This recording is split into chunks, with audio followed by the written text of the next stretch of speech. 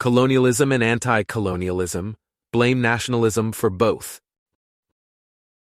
Some historians argue that colonialism was an outgrowth of nationalism. Once the people in the leading industrial powers started to strongly identify as British, French, German, American, or Japanese, they fell in love with the idea of planting their national flags all over the map, hence empire. Other historians argue that anti-colonialism was an outgrowth of nationalism. Once people in Asia and Africa started to strongly identify as Indian, Malaysian, Egyptian, Algerian, or Angolan, they fell in love with the idea of replacing the foreign flags on the map with their own, hence national liberation. A thinly veiled political agenda usually stands behind these claims. Most people nowadays agree that colonialism was bad, so if nationalism leads to colonialism, that's a mark against nationalism. But if nationalism leads to anti-colonialism, that's a mark in favor of nationalism. Lingering fans of colonialism naturally reverse these scoring rules. So, who's right about the connection between nationalism and colonialism? As far as I can tell, both sides are right. Nationalism inspired many of the world's mightiest countries to attack and annex the world's economic laggards.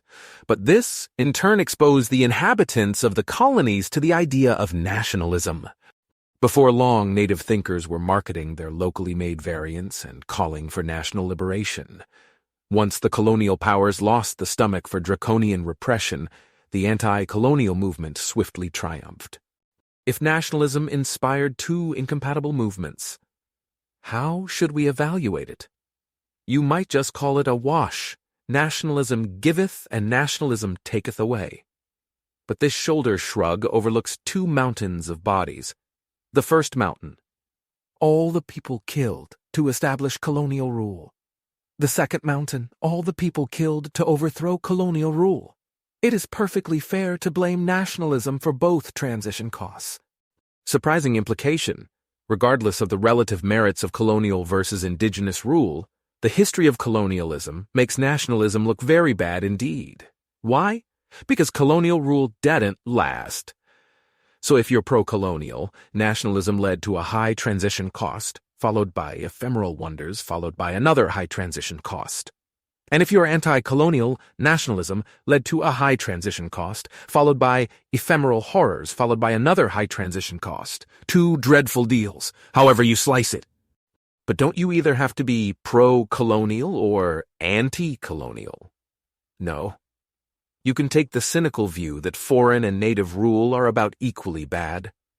You can take the pacifist view that the difference between foreign and native rule isn't worth a war.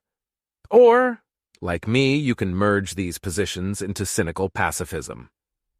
On this view, fighting wars to start colonial rule was one monstrous crime, and fighting wars to end colonial rule was another. Nationalism is intellectually guilty on both counts because it is nationalism that convinced people around the world that squares of multicolored cloth are worth killing for. January 21st, 2014. Part 2. Being Beckerian.